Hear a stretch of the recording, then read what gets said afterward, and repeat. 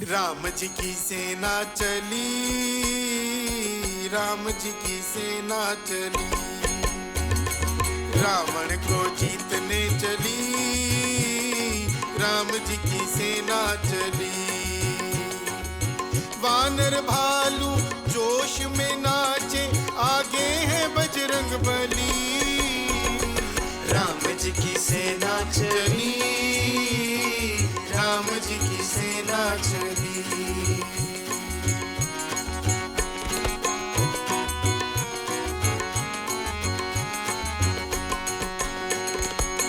रावण सीता को हर लाया, दुर्भाग्य को गले लगाया, दुर्भाग्य को गले लगाया। मौत अब है आगे खड़ी, मौत अब है आगे खड़ी, मेरे राम जी की सेना चली, राम जी की सेना चली, रावण को जीतने चली। राम जी की सेना चली, राम जी की सेना चली। राम लक्ष्मण जानकी जय बोलो हनुमान की, राम लक्ष्मण जानकी जय बोलो हनुमान की। माँ भारती को प्रणाम, हिसाली वाली मैया के चरणों में प्रणाम और पावन चिंतन धारा आश्रम की ओर से सभी को जय श्री राम। राम जी की सेना चल दी है, यानी कि अब बारी है युद्ध कांड की। शत्रु तो हर संभव चाल चलता ही है, पर युद्ध में विजयी वही होता है जो बुद्धि, बल, पराक्रम, धैर्य, उत्साह और धर्म का साथ नहीं छोड़ता। यह कांड इसी सत्य को उद्घाटित करता है। तो हम सब भी बनते हैं श्री राम की सेना के सैनिक और सुनते हैं युद्ध कांड। ओम श्री गणेशाय नमः। ओम श्री सरस्वते नमः। ओम श्री हनुमते नमः। ओम श्री गुरुवे नमः। श्री सियावर राम शरणागतम्। श्री सीताराम चंद्राभ्याम नमः। श्रीमद् वाल्मीकि रामायण युद्धकांड 66वां सर्ग। कुंभकर्ण के भय से भागे हुए वानरों का अंगद द्वारा प्रोत्साहन और आवाहन, कुंभकर्ण द्वारा वानरों का संहार, पुनः वानर सेना का पलायन और अंगद का उसे समझा बुझा कर लौटाना। महाबली कुंभकर्ण पर्वत शिखर के समान ऊंचा और विशालकाय था।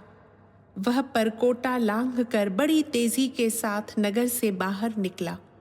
बाहर आकर पर्वतों को कपाता और समुद्र को गुंजाता हुआ सा वह उच्च स्वर से गंभीर नाद करने लगा। उसकी वह गर्जना बिजली की कड़क को भी मात कर रही थी। इंद्र, यम अथवा वरुण के द्वारा भी उसका वध होना असंभव था। उस भयानक नेत्र वाले निशाचर को आते देख सभी वानर भाग खड़े हुए। उन सबको भागते देख राजकुमार अंगद ने नल, नील, गवाक्ष और महाबली कुमुद को संबोधित करके कहा, वानर वीरों, अपने उत्तम कुलों और उन अलौकिक पराक्रमों को भुलाकर साधारण बंदरों की भांति भयभीत हो तुम कहाँ भागे जा रहे हो? सौम्य स्वभाव वाले बहादुरों, अच्छा होगा कि तुम लौट आओ। क्यों जान बचाने के फेर में पड़े हो? यह राक्षस हमारे साथ युद्ध करने की शक्ति नहीं रखता। यह तो इसकी बड़ी भारी विभीषिका है।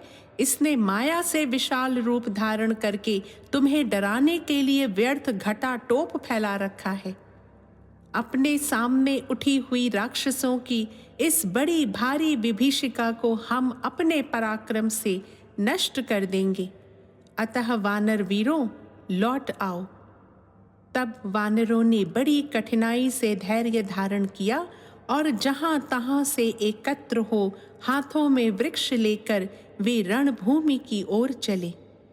लौटने पर वे महाबली वानर मतवाले हाथियों की भांति अत्यंत क्रोध और रोष से भर आए और कुंभकर्ण के ऊपर ऊंचे ऊंचे पर्वतीय शिखरों, शिलाओं तथा खिले हुए वृक्षों से प्रहार करने लगे। उनकी मार खाकर भी कुंभकर्ण विचलित नहीं होता था।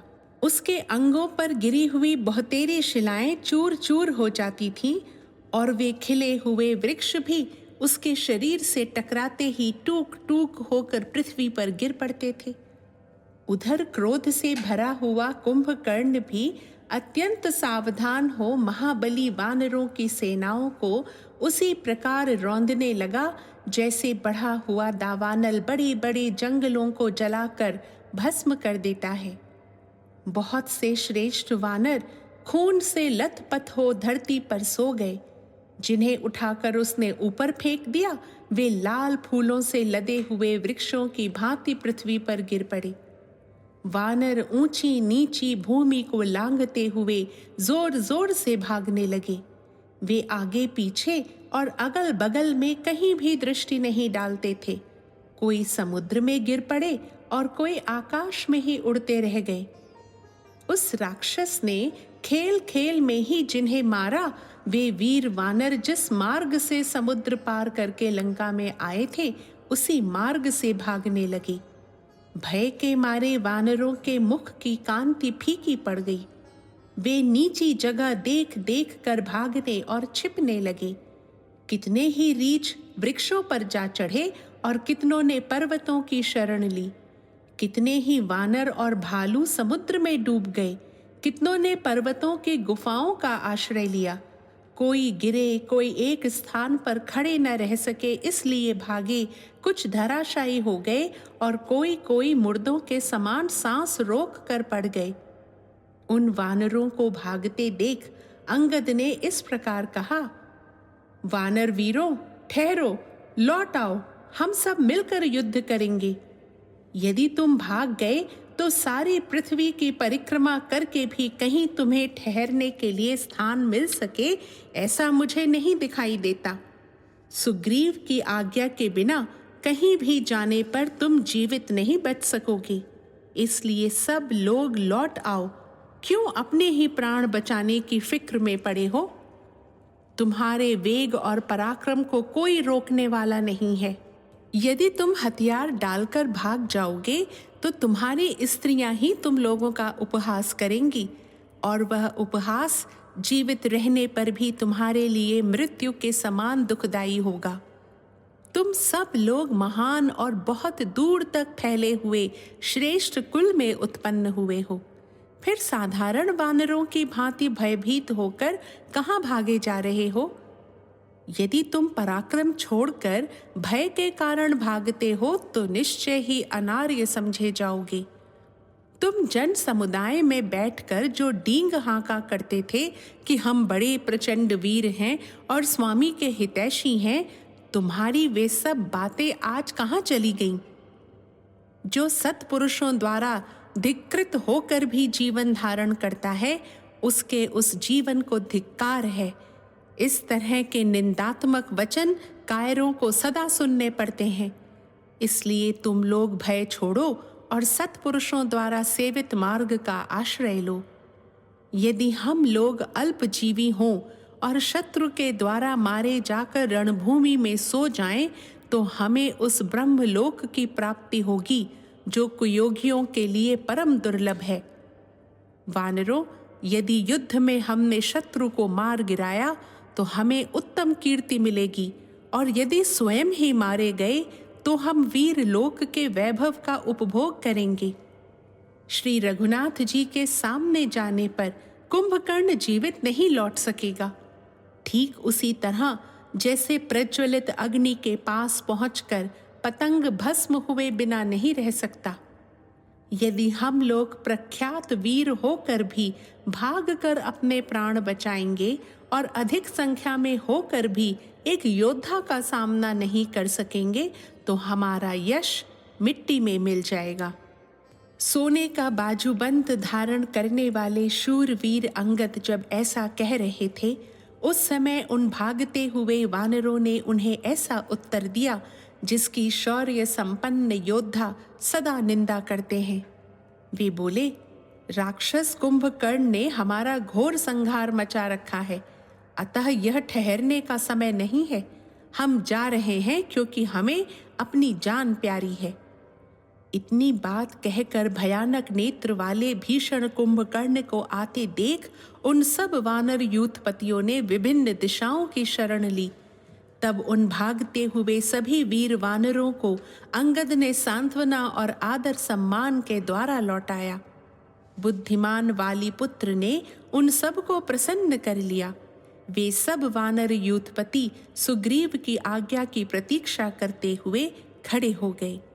तदनंतर ऋषभ, शरभ, मैंद, धूम्र, नील, कुमुद, सुषेण, गवाक्ष, रंभ, तार, द्विविद, पनस और वायुपुत्र हनुमान आदि श्रेष्ठ वानर वीर तुरंत ही कुंभकर्ण का सामना करने के लिए रण क्षेत्र की ओर बढ़े। इस प्रकार श्री वाल्मीकि निर्मित आर्ष रामायण आदि काव्य के युद्ध कांड में 66वां सर्ग पूरा हुआ।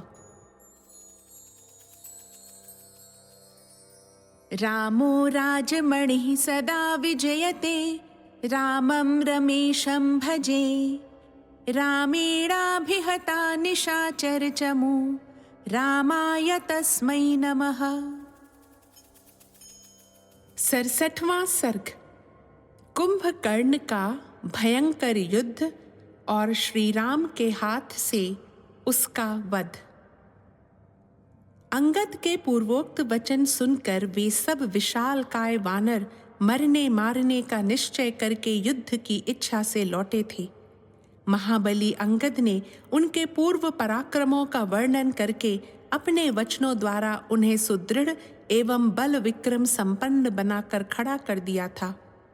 अब वे वानर मरने का निश्चय करके बड़े हर्ष के साथ आगे बढ़े और जीवन का मोह छोड़कर अत्यंत भयंकर युद्ध करने लगे। उन विशालकाय वानर वीरों ने वृक्ष तथा बड़े बड़े पर्वत शिखर लेकर तुरंत ही कुंभकर्ण पर धावा किया, परंतु अत्यंत क्रोध से भरे हुए विक्रमशाली महाकाय कुंभकर्ण ने गदा उठाकर शत्रुओं को घायल करके उन्हें चारों ओर बिखेर दिया। कुंभकर्ण की मार खाकर 8700 वानर तत्काल धराशायी हो गए। वह 16, 8, 10, 20 और 30 वानरों को अपनी दोनों भुजाओं से समेट लेता और जैसे गरुण सर्पों को खाता है उसी प्रकार अत्यंत क्रोधपूर्वक उनका भक्षण करता हुआ सब ओर दौड़ता फिरता था। उस समय वानर बड़ी कठिनाई से धैर्य धारण करके इधर उधर से एकत्र हुए और वृक्ष तथा पर्वत शिखर हाथ में लेकर संग्राम भूमि में डटे रहे। तत्पश्चात मेघ के समान विशाल शरीर वाले वानर शिरोमणि द्विविद ने एक पर्वत उखाड़कर पर्वत शिखर के समान ऊंचे कुंभकर्ण पर आक्रमण किया। उस पर्वत को उखाड़कर द्विविद ने कुंभकर्ण के ऊपर फेंका, किंतु वह उस विशालकाय राक्षस तक न पहुंचकर उसकी सेना में जा गिरा। उस पर्वत शिखर ने राक्षस सेना के कितने ही घोड़ों, हाथियों, रथों, गजराजों तथा दूसरे राक्षसों को भी कुचल डाला। उस समय वह महान युद्ध स्थल, जिसमें शैल शिखर के वेग से कितने ही घोड़े और सारथी कुचल गए थे, राक्षसों के रुधिर से गीला हो गया।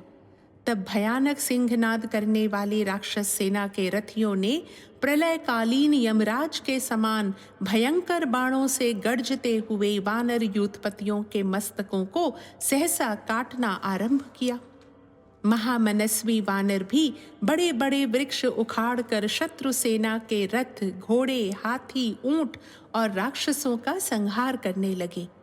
हनुमान जी आकाश में पहुंचकर कुंभकर्ण के मस्तक पर पर्वत शिखरों, शिलाओं और नाना प्रकार के वृक्षों की वर्षा करने लगे। परंतु महाबली कुंभकर्ण ने अपने शूल से उन पर्वत शिखरों को फोड़ डाला और बरसाए जाने वाले वृक्षों के भी टुकड़े टुकड़े कर डाले। तत्पश्चात उसने अपने तीक्ष्ण शूल को हाथ में लेकर वानरों की उस भयंकर सेना पर आक्रमण किया। यह देख हनुमान जी एक पर्वत शिखर हाथ में लेकर उस आक्रमणकारी राक्षस का सामना करने के लिए खड़े हो गए। उन्होंने कुपित हो श्रेष्ठ पर्वत के समान भयानक शरीर वाले कुंभकर्ण पर बड़े वेग से प्रहार किया। उनकी उस मार से कुंभकर्ण व्याकुल हो उठा। उसका सारा शरीर चर्बी से गीला हो गया और वह रक्त से नहा गया। फिर तो उसने भी बिजली के समान चमकते हुए शूल को घुमाकर जिसके शिखर पर आग जल रही हो, उस पर्वत के समान हनुमान जी की छाती में उसी तरह मारा जैसे स्वामी कार्तिकेय ने अपनी भयानक शक्ति से क्रौंच पर्वत पर आघात किया था। उस महासमर में शूल की चोट से हनुमान जी की दोनों भुजाओं के बीच का भाग वक्षस्थल विदीर्ण हो गया। वे व्याकुल हो गए और मुंह से रक्त वमन करने लगे। उस समय पीड़ा के मारे उन्होंने बड़ा भयंकर आर्तनाद किया जो प्रलय काल के मेघों की गर्जना के समान जान पड़ता था। हनुमान जी को आघात से पीड़ित देख राक्षसों के हर्ष की सीमा न रही। वे सहसा जोर जोर से कोलाहल करने लगे। इधर कुंभकर्ण के भय से पीड़ित एवं व्यथित हुए वानर युद्ध भूमि छोड़कर भागने लगे। यह देख बलवान नील ने वानर सेना को धैर्य बंधाने एवं सुस्थिर रखने के लिए बुद्धिमान कुंभकर्ण पर एक पर्वत का शिखर चलाया। उस पर्वत शिखर को अपने ऊपर आता देख कुंभकर्ण ने उस पर मुक्के से आघात किया। उसका मुक्का लगते ही वह शिखर चूर चूर होकर बिखर गया और आग की चिंगारियां तथा लपटें निकालता हुआ पृथ्वी पर गिर पड़ा। इसके बाद ऋषभ, शरभ, नील, गवाक्ष और गंधमादन इन 5 प्रमुख वानर वीरों ने कुंभकर्ण पर धावा किया। वे महाबली वीर चारों ओर से घेर कर युद्ध स्थल में महाकाय कुंभकर्ण को पर्वतों, वृक्षों, थप्पड़ों, लातों और मुक्कों से मारने लगे। यद्यपि ये लोग बड़े जोर जोर से प्रहार करते थे, तथापि उसे ऐसा जान पड़ता था मानो कोई धीरे से छू रहा हो। अतः इनकी मार से उसे तनिक भी पीड़ा नहीं हुई। उसने महान वेगशाली ऋषभ को अपनी दोनों भुजाओं में भर लिया। कुंभकर्ण की दोनों भुजाओं से दबकर पीड़ित हुए भयंकर वानर शिरोमणि ऋषभ के मुंह से खून निकलने लगा और वे पृथ्वी पर गिर पड़े। तदनंतर उस समर भूमि में इंद्रद्रोही कुंभकर्ण ने शरभ को मुक्के से मारकर नील को घुटने से रगड़ दिया और गवाक्ष को थप्पड़ से मारा। फिर क्रोध से भरकर उसने गंधमादन को बड़े वेग से लात मारी। उसके प्रहार से व्यथित हुए वानर मूर्छित हो गए और रक्त से नहा उठे। फिर कटे हुए पलाश वृक्ष की भांति पृथ्वी पर गिर पड़े। उन महामनस्वी प्रमुख वानरों के धराशायी हो जाने पर हजारों वानर एक साथ कुंभकर्ण पर टूट पड़े। पर्वत के समान प्रतीत होने वाले वे समस्त महाबली वानर यूथपति उस पर्वताकार राक्षस के ऊपर चढ़ गए और उछल उछल कर उसे दांतों से काटने लगे। वे वानर शिरोमणि नखों, दांतों, मुक्कों और हाथों से महाबाहु कुंभकर्ण को मारने लगे। जैसे पर्वत अपने ऊपर उगे हुए वृक्षों से सुशोभित होता है, उसी प्रकार सहस्त्रों वानरों से व्याप्त हुआ वह पर्वताकार राक्षस वीर अद्भुत शोभा पाने लगा। जैसे गरुण सर्पों को अपना आहार बनाते हैं, उसी तरह अत्यंत कुपित हुआ वह महाबली राक्षस समस्त वानरों को दोनों हाथों से पकड़ पकड़ कर भक्षण करने लगा। कुंभकर्ण अपने पाताल के समान मुख में वानरों को झोंकता जाता था और वे उसके कानों तथा नाकों की राह से बाहर निकलते जाते थे। अत्यंत क्रोध से भरकर वानरों का भक्षण करते हुए पर्वत के समान विशालकाय उस राक्षस राज ने समस्त वानरों के अंग भंग कर डाले। रणभूमि में रक्त और मांस की कीच मचाता हुआ वह राक्षस बढ़ी हुई प्रलयाग्नि के समान वानर सेना में विचरने लगा। शूल हाथ में लेकर संग्राम भूमि में विचरता हुआ महाबली कुंभकर्ण वज्रधारी इंद्र और पाशधारी यमराज के समान जान पड़ता था। जैसे ग्रीष्म ऋतु में दावानल सूखे जंगलों को जला देता है, उसी प्रकार कुंभकर्ण वानर सेनाओं को दग्ध करने लगा। जिनके यूथ के यूथ नष्ट हो गए थे, वे वानर कुंभकर्ण की मार खाकर भय से उद्विग्न हो उठे और विकृत स्वर में चीत्कार करने लगे।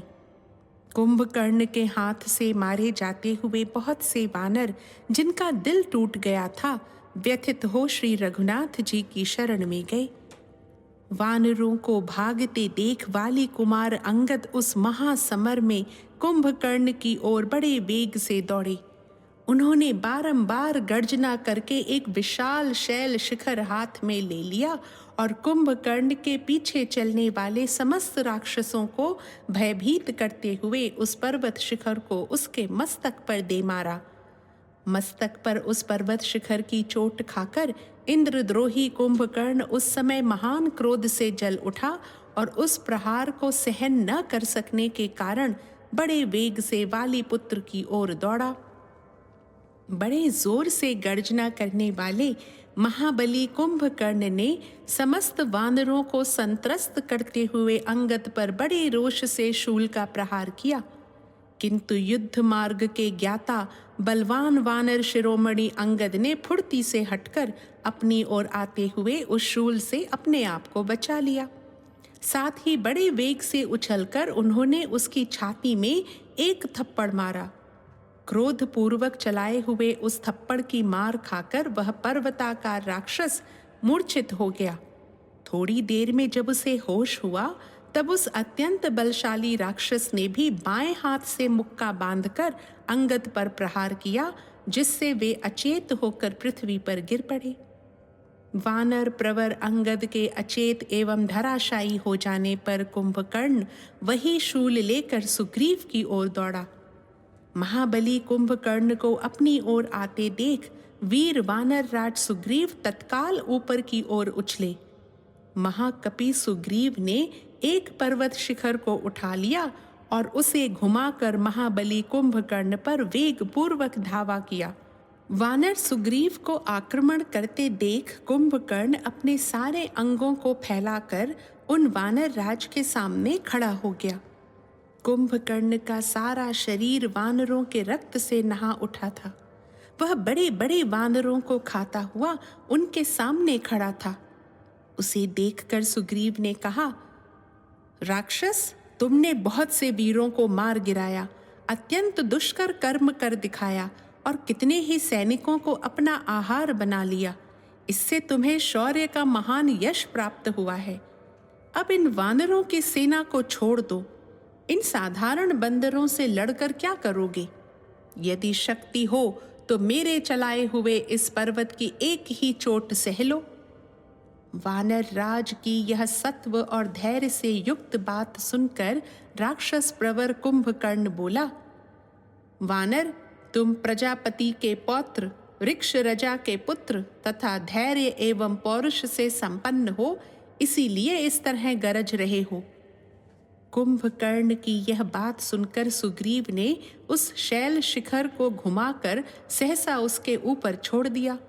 वह वज्र और अशनि के समान था। उसके द्वारा उन्होंने कुंभकर्ण की छाती में गहरी चोट पहुंचाई, किंतु उसके विशाल वक्षस्थल से टकराकर वह शैल शिखर सहसा चूर चूर हो गया। यह देख वानर तत्काल विषाद में डूब गए और राक्षस बड़े हर्ष के साथ गर्जना करने लगे। उस पर्वत शिखर की चोट खाकर कुंभकर्ण को बड़ा क्रोध हुआ। वह रोष से मुंह फैलाकर जोर जोर से गर्जना करने लगा। फिर उसने बिजली के समान चमकने वाले उस शूल को घुमाकर सुग्रीव के वध के लिए चलाया। कुंभकर्ण के हाथ से छूटे हुए उस तीखे शूल को, जिसके डंडे में सोने की लड़ियां लगी हुई थीं, वायुपुत्र हनुमान ने शीघ्र उछलकर दोनों हाथों से पकड़ लिया और उसे वेग पूर्वक तोड़ डाला। वह महान शूल 1000 भार काले लोहे का बना हुआ था, जिसे हनुमान जी ने बड़े हर्ष के साथ अपने घुटनों में लगाकर तत्काल तोड़ दिया। हनुमान जी के द्वारा शूल को तोड़ा गया देख वानर सेना बड़े हर्ष से भरकर बारंबार सिंहनाद करने लगी और चारों ओर दौड़ लगाने लगी, परंतु वह राक्षस भय से थर्रा उठा। उसके मुख पर उदासी छा गई और वनचारी वानर अत्यंत प्रसन्न हो सिंहनाद करने लगे। उन सब ने शूल को खंडित हुआ देख पवन कुमार हनुमान जी की भूरी भूरी प्रशंसा की।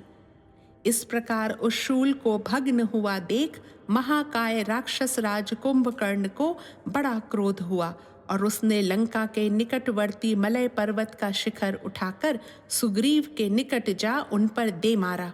उस शैल शिखर से आहत हो वानर राज सुग्रीव अपनी सुध बुध खो बैठे और युद्ध भूमि में गिर पड़े। उन्हें अचेत होकर पृथ्वी पर पड़ा देख निशाचरों को बड़ी प्रसन्नता हुई और वे रण क्षेत्र में सिंहनाद करने लगे। तदनंतर कुंभकर्ण ने युद्ध स्थल में अद्भुत एवं भयानक पराक्रम प्रकट करने वाले वानर राज सुग्रीव के पास जाकर उन्हें उठा लिया और जैसे प्रचंड वायु बादलों को उड़ा ले जाती है, उसी तरह वह उन्हें हर ले गया।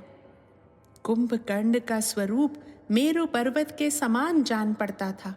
वह महान मेघ के समान रूप वाले सुग्रीव को उठाकर जब युद्ध स्थल से चला, उस समय भयानक ऊंचे शिखरों वाले मेरुगिरी के समान ही शोभा पाने लगा।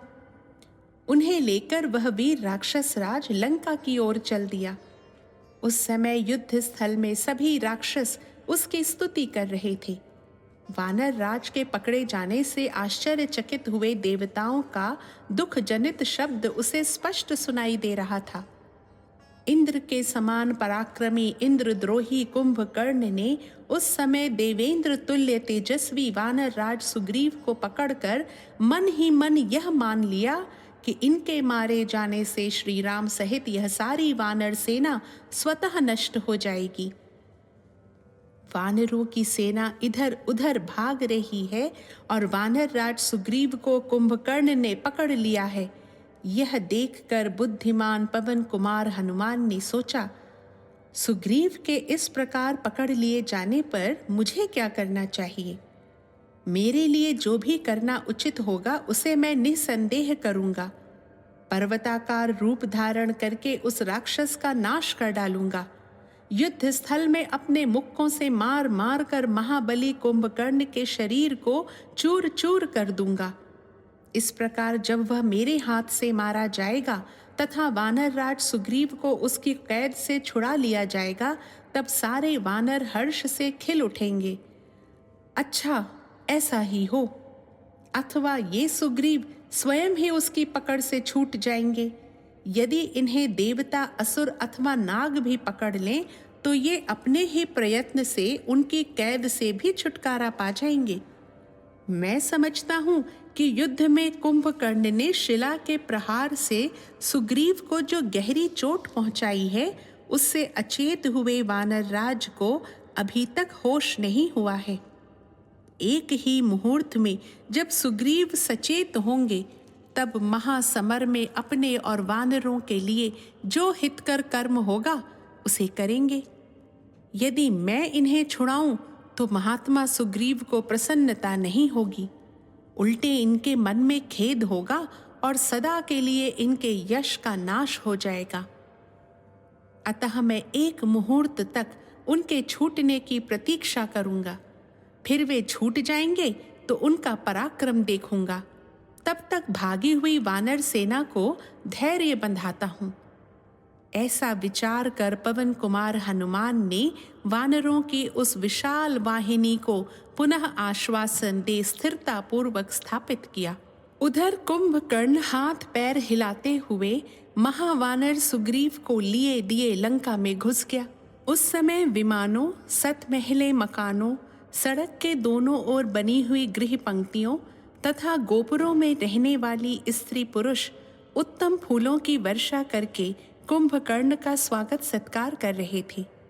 लावा और गंध युक्त जल की वर्षा द्वारा अभिषिक्त हो राजमार्ग की शीतलता के कारण महाबली सुग्रीव को धीरे धीरे होश आ गया।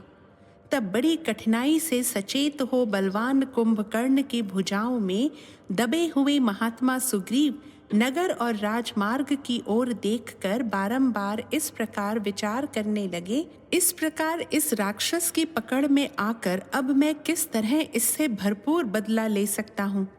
मैं वही करूँगा जिससे वानरों का अभीष्ट और हितकर कार्य हो। ऐसा निश्चय करके वानरों के राजा सुग्रीव ने सहसा हाथों के तीखे नखों द्वारा इंद्र शत्रु कुंभकर्ण के दोनों कान नोच लिए, दांतों से उसकी नाक काट ली और अपने पैरों के नखों से उस राक्षस की दोनों पसलियां फाड़ डाली। सुग्रीव के दांतों और नखों से दोनों कानों का निम्न भाग और नाक कट जाने तथा पार्श्व भाग के विदीर्ण हो जाने से कुंभकर्ण का सारा शरीर लहूलुहान हो गया। तब उसे बड़ा रोष हुआ और उसने सुग्रीव को घुमाकर भूमि पर पटक दिया। पटक कर वह उन्हें भूमि पर रगड़ने लगा। भयानक बलशाली कुंभकर्ण जब उन्हें पृथ्वी पर रगड़ रहा था और वे देवद्रोही राक्षस उन पर सब ओर से चोट कर रहे थे, उसी समय सुग्रीव सहसा गेंद की भांति वेग पूर्वक आकाश में उछले और पुनः श्री रामचंद्र जी से आ मिले। महाबली कुंभकर्ण अपनी नाक और कान खो बैठा। उसके अंगों से इस तरह खून बहने लगा जैसे पर्वत से पानी के झरने गिरते हैं। वह रक्त से नहा उठा और झरनों से युक्त शैल शिखर की भांति शोभा पाने लगा। महाकाय राक्षस रक्त से नहाकर और भी भयानक दिखाई देने लगा। उस निशाचर ने पुनः शत्रु के सामने जाकर युद्ध करने का विचार किया। अमर्ष पूर्वक रक्त वमन करता हुआ रावण का छोटा भाई कुंभकर्ण, जिसके शरीर का रंग काले मेघ के समान था, संध्या काल के बादल की भांति सुशोभित हो रहा था। सुग्रीव के निकल जाने पर वह इंद्रद्रोही राक्षस फिर युद्ध के लिए दौड़ा। उस समय यह सोचकर कि मेरे पास कोई हथियार नहीं है, उसने एक बड़ा भयंकर मुदगर ले लिया। तदनंतर महाबलशाली राक्षस कुंभकर्ण सहसा लंकापुरी से निकलकर प्रजा का भक्षण करने वाली प्रलय काल की प्रज्वलित अग्नि के समान उस भयंकर वानर सेना को युद्ध स्थल में अपना आहार बनाने लगा। उस समय कुंभकर्ण को भूख सता रही थी, अतएव वह रक्त और मांस के लिए लालायित हो रहा था। उसने उस भयंकर वानर सेना में प्रवेश करके मोहवश वानरों और भालुओं के साथ साथ राक्षसों तथा पिशाचों को भी खाना आरंभ कर दिया। वह प्रधान वानरों को उसी प्रकार अपना ग्रास बना रहा था जैसे प्रलय काल में मृत्यु प्राणियों के प्राणों का अपहरण करती है। वह बड़ी उतावली के साथ एक हाथ से क्रोधपूर्वक 1, 2, 3 तथा बहुत बहुत राक्षसों और वानरों को समेटकर अपने मुंह में झोंक लेता था। उस समय वह महाबली निशाचर पर्वत शिखरों की मार खाता हुआ भी मुंह से वानरों की चर्बी और रक्त गिराता हुआ उन सब का भक्षण कर रहा था। उसके द्वारा खाए जाते हुए वानर भयभीत हो उस समय भगवान श्री राम की शरण में गए। उधर कुंभकर्ण अत्यंत कुपित हो वानरों को अपना आहार बनाता हुआ सब ओर उन पर धावा करने लगा। वह 7, 8, 20, 30 तथा 100 वानरों को अपनी दोनों भुजाओं में भर लेता और उन्हें खाता हुआ रणभूमि में दौड़ता फिरता था। उसके शरीर में मेद, चर्बी और रक्त लिपटे हुए थे। उसके कानों में आंतों की मालाएं उलझी हुई थीं तथा उसकी दाढ़ें बहुत तीखी थीं। वह महाप्रलय के समय प्राणियों का संहार करने वाले विशाल रूपधारी काल के समान वानरों पर शूलों की वर्षा कर रहा था। उस समय शत्रु नगरी पर विजय पाने तथा शत्रुओं का संहार करने वाले सुमित्रा कुमार लक्ष्मण कुपित होकर उस राक्षस के साथ युद्ध करने लगे। उन पराक्रमी लक्ष्मण ने कुंभकर्ण के शरीर में 7 बाण धंसा दिए, फिर दूसरे बाण लिए और उन्हें भी उस पर छोड़ दिया। उनसे पीड़ित हुए उस राक्षस ने लक्ष्मण के उस अस्त्र को निश्शेष कर दिया। तब सुमित्रा के आनंद को बढ़ाने वाले बलवान लक्ष्मण को बड़ा क्रोध हुआ। उन्होंने कुंभकर्ण के सुवर्ण निर्मित सुंदर एवं दीप्तिमान कवच को अपने बाणों से ढककर उसी तरह अदृश्य कर दिया जैसे हवा ने संध्या काल के बादल को उखाड़कर अदृश्य कर दिया हो। काले कोयले के ढेर की सी कांति वाला कुंभकर्ण लक्ष्मण के सुवर्ण भूषित बाणों से आच्छादित हो मेघों से ढके हुए अंशुमाली सूर्य के समान शोभा पा रहा था। तब उस भयंकर राक्षस ने मेघ की गर्जना के समान गंभीर स्वर से सुमित्रा नंदन लक्ष्मण का तिरस्कार करते हुए कहा, लक्ष्मण, मैं युद्ध में यमराज को भी बिना कष्ट उठाए ही जीत लेने की शक्ति रखता हूँ। तुमने मेरे साथ निर्भय होकर युद्ध करते हुए अपनी अद्भुत वीरता का परिचय दिया है। जब मैं महासमर में मृत्यु के समान हथियार लेकर युद्ध के लिए उद्यत हूँ, उस समय जो मेरे सामने खड़ा रह जाए वह भी प्रशंसा का पात्र है। फिर जो मुझे युद्ध प्रदान कर रहा हो उसके लिए तो कहना ही क्या है। ऐरावत पर आरूढ़ हो संपूर्ण देवताओं से घिरे हुए शक्तिशाली इंद्र भी पहले मेरे सामने युद्ध में नहीं ठहर सके हैं। सुमित्रा नंदन, तुमने बालक होकर भी आज अपने पराक्रम से मुझे संतुष्ट कर दिया, अतः मैं तुम्हारी अनुमति लेकर युद्ध के लिए श्री राम के पास जाना चाहता हूँ। तुमने अपने वीर्य, बल और उत्साह से रणभूमि में मुझे संतोष प्रदान किया है, इसलिए अब मैं केवल राम को ही मारना चाहता हूँ, जिनके मारे जाने पर सारी शत्रु सेना स्वतः मर जाएगी।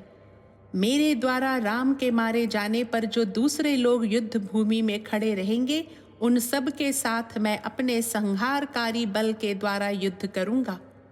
वह राक्षस जब पूर्वोक्त बात कह चुका, तब सुमित्रा कुमार लक्ष्मण रणभूमि में ठठाकर हंस पड़े और उससे प्रशंसा मिश्रित कठोर वाणी में बोले, वीर कुंभकर्ण, तुम महान पौरुष पाकर जो इंद्र आदि देवताओं के लिए भी असह्य हो उठे हो, वह तुम्हारा कथन बिल्कुल ठीक है, झूठ नहीं है। मैंने स्वयं अपनी आंखों से आज तुम्हारा पराक्रम देख लिया। ये रहे दशरथ नंदन भगवान श्री राम, जो पर्वत के समान अविचल भाव से खड़े हैं।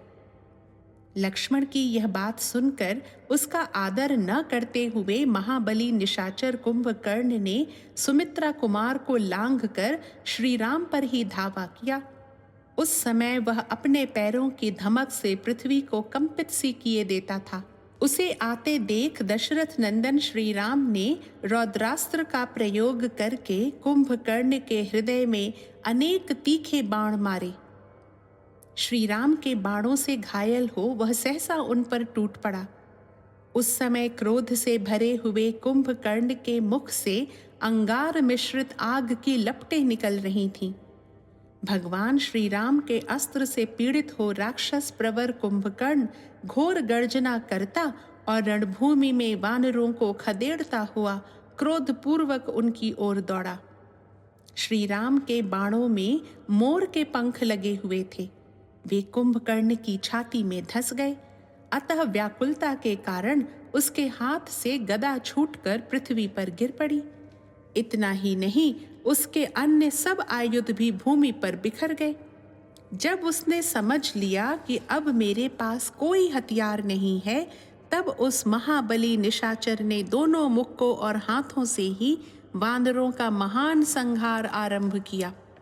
बाणों से उसके सारे अंग अत्यंत घायल हो गए थे, इसलिए वह खून से नहा उठा और जैसे पर्वत झरने बहाता है, उसी तरह वह अपनी देह से रक्त की धारा बहाने लगा। वह खून से लथपथ और दुस्सह क्रोध से व्याकुल होकर वानरों, भालुओं तथा राक्षसों को भी खाता हुआ चारों ओर दौड़ने लगा। इसी बीच में यमराज के समान प्रतीत होने वाले उस बलवान एवं भयानक पराक्रमी निशाचर ने एक भयंकर पर्वत का शिखर उठाया और उसे घुमाकर श्री रामचंद्र जी को लक्ष्य करके चला दिया। परंतु श्री राम ने पुनः धनुष का संधान करके सीधे जाने वाले 7 बाण मारकर उस पर्वत शिखर को बीच में ही टूक टूक कर डाला, अपने पास तक नहीं आने दिया। भरत के बड़े भाई धर्मात्मा श्री राम ने सुवर्ण भूषित विचित्र बाणों द्वारा जब उस महान पर्वत शिखर को काट दिया, उस समय अपनी प्रभा से प्रकाशित सा होते हुए उस मेरु पर्वत के श्रृंग सदृश शिखर ने भूमि पर गिरते गिरते 200 वानरों को धराशायी कर दिया। उस समय धर्मात्मा लक्ष्मण ने, जो कुंभकर्ण के वध के लिए नियुक्त थे, उसके वध की अनेक युक्तियों का विचार करते हुए श्री राम से कहा, राजन, यह राक्षस शोणित की गंध से मतवाला हो गया है, अतः न वानरों को पहचानता है न राक्षसों को। अपने और पराये दोनों ही पक्षों के योद्धाओं को खा रहा है। अतः श्रेष्ठ वानर यूथपतियों में जो प्रधान लोग हैं, वे सब ओर से इसके ऊपर चढ़ जाएं और इसके शरीर पर ही बैठे रहें। ऐसा होने से यह दुर्बुद्धि निशाचर इस समय भारी भार से पीड़ित हो रणभूमि में विचरण करते समय दूसरे वानरों को नहीं मार सकेगा। बुद्धिमान राजकुमार लक्ष्मण की यह बात सुनकर वे महाबली वानर यूथपति बड़े हर्ष के साथ कुंभकर्ण पर चढ़ गए। वानरों के चढ़ जाने पर कुंभकर्ण अत्यंत कुपित हो उठा और जैसे बिगड़ैल हाथी महावतों को गिरा देता है, उसी प्रकार उसने वेग पूर्वक वानरों को अपनी देह हिलाकर गिरा दिया। उन सब को गिराया गया देख श्री राम ने यह समझ लिया कि कुंभकर्ण रुष्ट हो गया है। फिर वे बड़े वेग से उछलकर उस राक्षस की ओर दौड़े और एक उत्तम धनुष हाथ में ले लिया। उस समय उनके नेत्र क्रोध से लाल हो रहे थे। वे धीर वीर श्री रघुनाथ जी उसकी ओर इस प्रकार देखने लगे मानो उसे अपनी दृष्टि से दग्ध कर डालेंगे। उन्होंने कुंभकर्ण के बल से पीड़ित समस्त वानर यूथपतियों का हर्ष बढ़ाते हुए बड़े वेग से उस राक्षस पर धावा किया।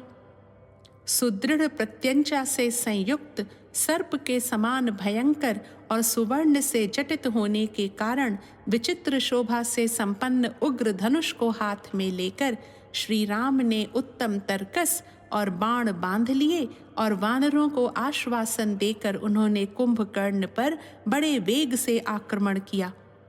उस समय अत्यंत दुर्जय वानर समूहों ने उन्हें चारों ओर से घेर रखा था। लक्ष्मण उनके पीछे पीछे चल रहे थे। इस प्रकार वे महाबली वीर श्री राम आगे बढ़े। उन महान बलशाली श्री राम ने देखा, महाकाय शत्रु दमन कुंभकर्ण मस्तक पर किरीट धारण किए सब ओर धावा कर रहा है। उसके सारे अंग खून से लथपथ हो रहे हैं।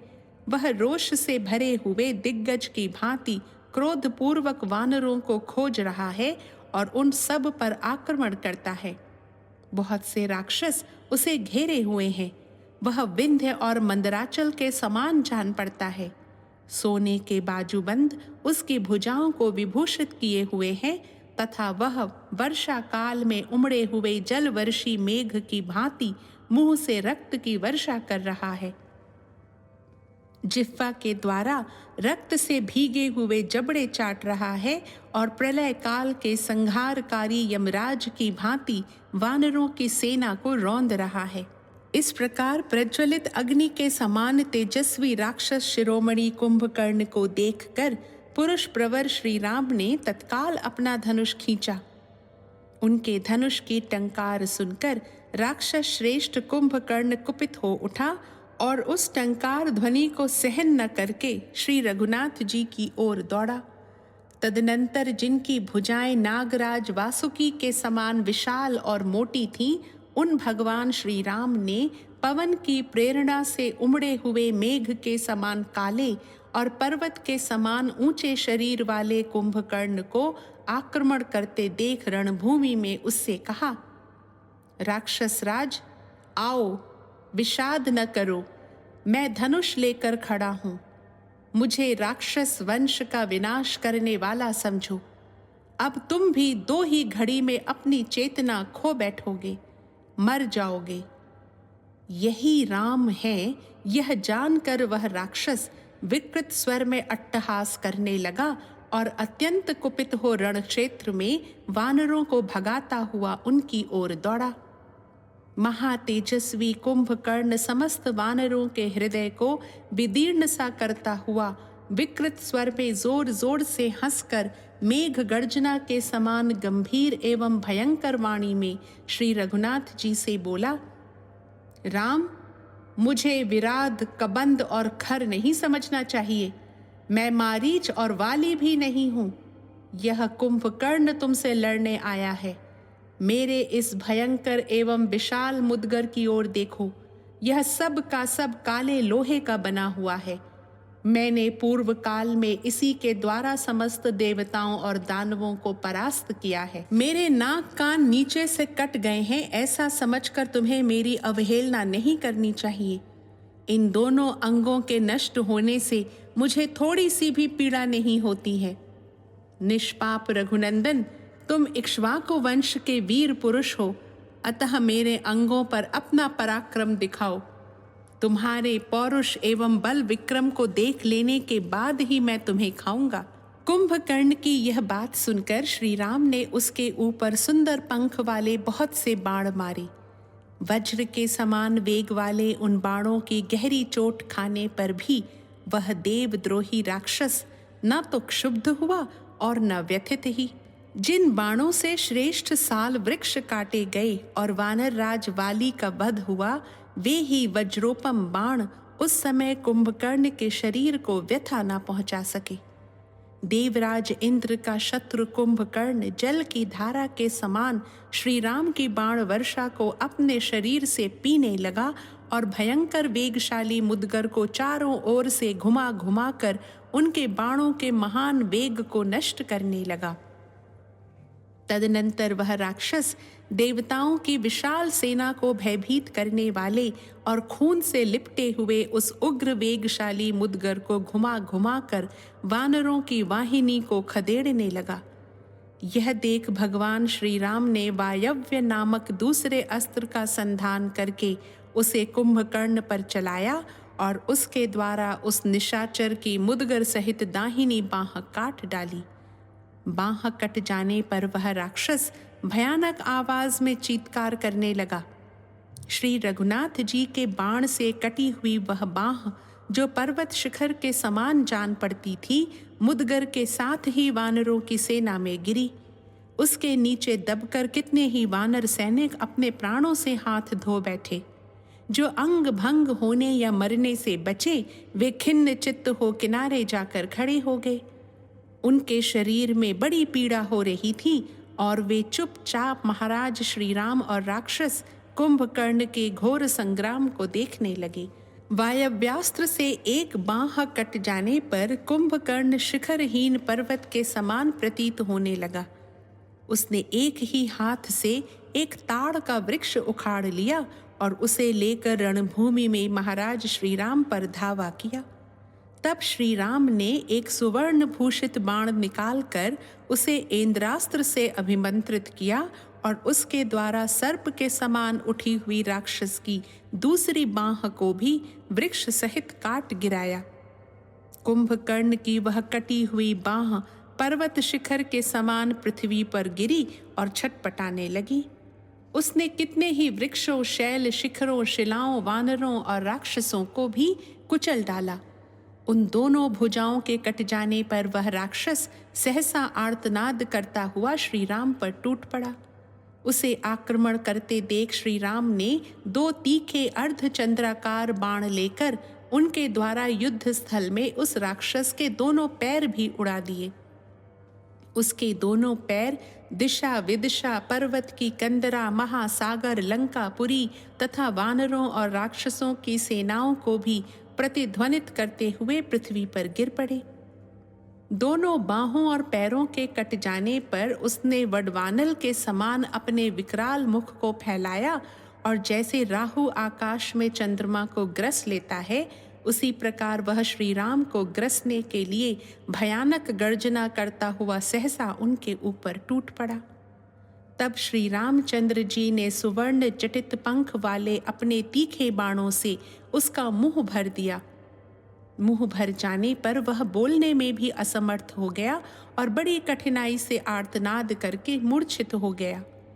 इसके बाद भगवान श्री राम ने ब्रह्मदंड तथा विनाशकारी काल के समान भयंकर एवं तीखा बाण, जो सूर्य की किरणों के समान उद्दीप्त, इंद्रास्त्र से अभिमंत्रित, शत्रुनाशक, तेजस्वी सूर्य और प्रज्वलित अग्नि के समान देदीप्यमान, हीरे और सुवर्ण से विभूषित सुंदर पंख से युक्त, वायु तथा इंद्र के वज्र और अशनि के समान वेगशाली था, हाथ में लिया और उस निशाचर को लक्ष्य करके छोड़ दिया।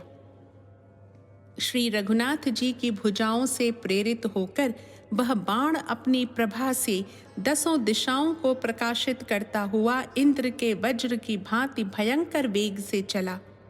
वह धूम रहित अग्नि के समान भयानक दिखाई देता था।